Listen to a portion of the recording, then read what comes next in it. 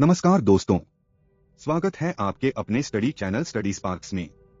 मैं हूं मनीष और आज हम शुरू करने जा रहे हैं क्लास 12 की बुक फ्लैमिंगो का एक बेहद दिलचस्प कहानी द रैट ट्रैप। यह कहानी हमें दिखाती है कि किस तरह जीवन एक जाल की तरह होता है, जहां लालच, उम्मीदें और गलत फैसले हमें आसानी से फंसा सकते हैं। लेकिन साथ ही यह कहानी ये भी साबित करती है कि हर इंसान के भीतर अच्छाई छुपी होती है, बस उसे बाहर लाने के लिए एक मौके की जरूरत होती है।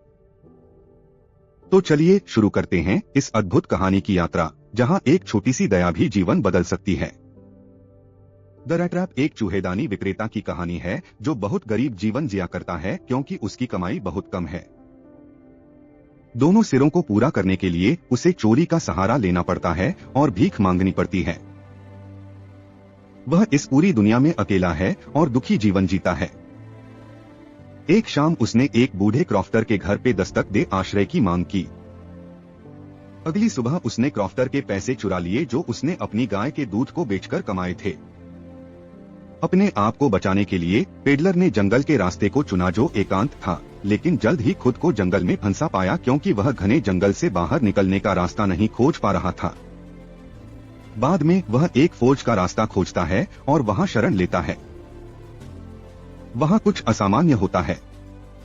आयर मास्टर उसे अपना पुराना मित्र समझ लेता है और उसे अपने घर आमंत्रित करता है। बेचारा पेडलर पकड़े जाने के डर से प्रस्ताव को अस्वीकार कर देता है। जल्द ही उसे आयर मास्टर की बेटी द्वारा आमंत्रित किया जाता है और विवश होकर उसे जाना पड़ता है।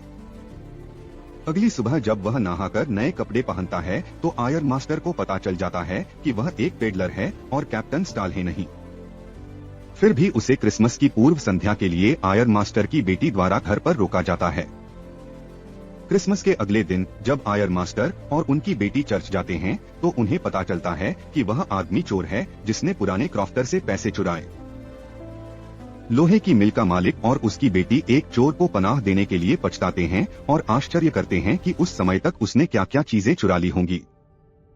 यहाँ एक मोड़ आता है क्योंकि चोरी करने के बजाय पेडलर आयर मास्टर की बेटी को एक चूहा दान उपहार में देता है। चूहेदानी के अंदर धन्यवाद पत्र और चुराए गए पैसे मिलते हैं। पेडलर एडला को उसकी दया के लिए धन्यवाद देता है और उससे चोरी के पैसे क्रॉफ्टर को वापस करने का अनुरोध करता है।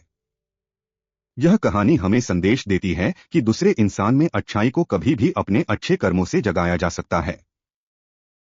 तो दोस्तों, यह थी क्लास 12 फ्लैमिंगो की कहानी द रैट ट्रैप।